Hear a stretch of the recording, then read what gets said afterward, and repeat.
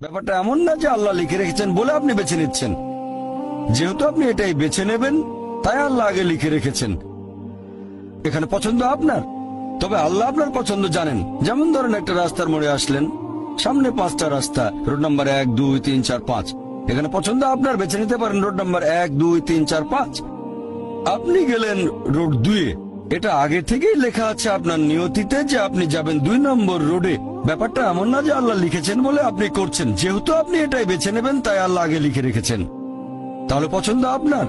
আপনি চাইলে টাকা উপার্জন করতে পারেন ভালো কাজের মাধ্যমে, হালাল উপায়ে, অথবা পারেন চুরি করে হারাম উপায়ে। পছন্দ আপনার।